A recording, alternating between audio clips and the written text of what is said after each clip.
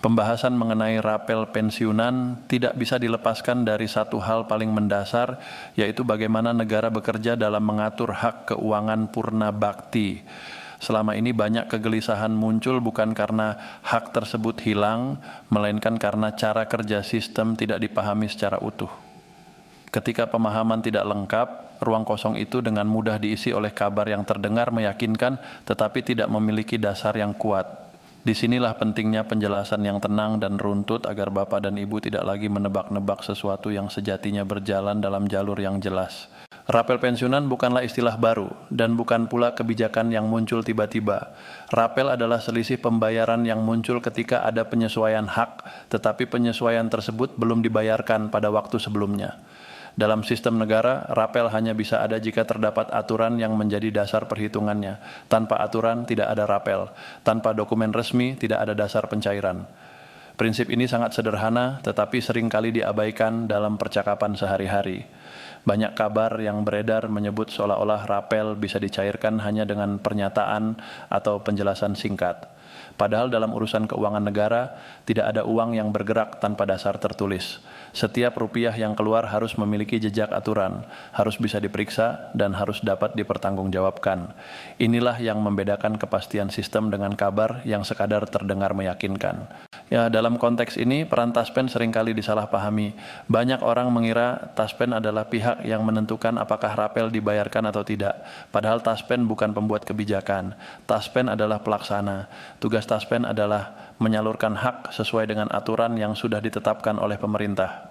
Taspen tidak menetapkan besaran, tidak menentukan jenis rapel, dan tidak memutuskan waktu pemberlakuan kebijakan. Semua itu ditentukan oleh aturan yang lebih tinggi.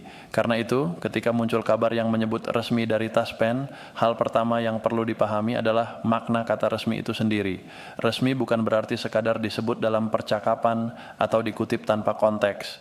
Resmi berarti ada aturan tertulis yang menjadi dasar kerja. Resmi berarti ada dokumen yang bisa dibaca dan diperiksa. Tanpa itu, sebuah pernyataan belum bisa dianggap sebagai keputusan final. Banyak kegelisahan muncul karena informasi dipotong dan disederhanakan. Sebuah penjelasan teknis tentang proses administrasi sering diterjemahkan menjadi kabar pencairan. Padahal penjelasan proses tidak sama dengan pengumuman kebijakan. Proses bisa berjalan tanpa menghasilkan perubahan hak. Proses bisa berlangsung lama tanpa menghasilkan rapel. Inilah yang sering tidak dijelaskan secara utuh. Dalam sistem pensiun nasional, perubahan hak tidak terjadi setiap saat. Penyesuaian hanya dilakukan ketika ada kebijakan baru yang secara resmi ditetapkan. Kebijakan itu harus melalui tahapan yang panjang.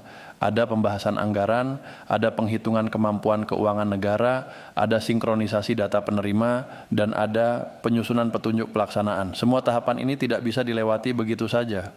Ketika salah satu tahapan belum selesai, pelaksana tidak memiliki dasar untuk bergerak. Ini bukan soal mau atau tidak mau, ini soal boleh atau tidak boleh. Pelaksana yang menyalurkan dana tanpa dasar hukum akan berhadapan dengan risiko hukum yang serius. Risiko ini bukan hanya bagi institusi, tetapi juga bagi petugas yang menjalankan perintah. Karena itu, kehati-hatian bukan berarti menahan hak, melainkan menjaga agar hak dibayarkan dengan aman. Salah satu kesalahan paling sering adalah menganggap setiap tanggal yang disebut sebagai tanggal pencairan. Dalam praktik administrasi negara, tanggal seringkali hanyalah penanda proses. Tanggal bisa berarti batas penyelesaian sistem, bukan hari masuknya dana. Perbedaan ini tampak sepele, tetapi dampaknya besar. Ketika tanggal administratif dianggap sebagai janji pencairan, kekecewaan mudah muncul. Pembayaran pensiun rutin berjalan dengan mekanisme yang sudah lama. Selama data valid dan prosedur dipenuhi, pembayaran bulanan tetap disalurkan. Isu rapel tidak mengganggu pembayaran rutin. Namun ketika ekspektasi rapel dibangun terlalu tinggi, keterlambatan kecil dalam pembayaran rutin bisa terasa seperti masalah besar. Padahal seringkali itu hanya perbedaan jam proses antar mitra bayar. Banyak pula kabar yang menyebut angka seragam untuk semua pensiunan. Klaim seperti ini bertentangan langsung dengan sistem pensiun. Besaran pensiun dipengaruhi oleh golongan terakhir, masa kerja, dan tanggungan. Tidak ada sistem satu angka untuk semua. Karena itu, setiap klaim nominal yang sama untuk seluruh pensiunan patut diragukan sejak awal. Kesalahpahaman ini sering menimbulkan dampak lanjutan. Ada yang merasa haknya dikurangi, ada yang marah kepada petugas bank, ada yang menyalahkan lembaga penyalur. Padahal akar masalahnya bukan pada pengurangan hak, melainkan pada ekspektasi yang keliru. Dalam banyak kasus, masalah pembayaran justru berasal dari data, perubahan status keluarga yang belum dilaporkan, autentikasi yang belum dilakukan, atau rekening yang sudah tidak aktif sering menjadi penyebab gangguan. Sistem bekerja berdasarkan data, jika data tidak sesuai, sistem akan menahan proses. Penahanan ini bukan hukuman, melainkan mekanisme pengamanan. Autentikasi sering disalahpahami sebagai formalitas yang bisa diabaikan. Padahal autentikasi adalah cara sistem memastikan bahwa hak dibayarkan kepada orang yang benar. Ketika autentikasi tidak dilakukan sesuai jadwal, sistem bisa menghentikan sementara proses. Hal ini sering dianggap sebagai pemotongan, padahal sebenarnya hanya penundaan administratif. Status rekening juga sangat penting. Rekening yang jarang digunakan bisa menjadi pasif. Ketika dana disalurkan ke rekening pasif, proses bisa gagal. Karena itu menjaga rekening tetap aktif adalah bagian dari menjaga kelancaran hak. Bapak dan Ibu yang kami hormati, di era informasi seperti sekarang, menjaga ketenangan berarti berani menyaring informasi. Tidak semua kabar perlu dipercaya. Tidak semua video perlu dijadikan pegangan.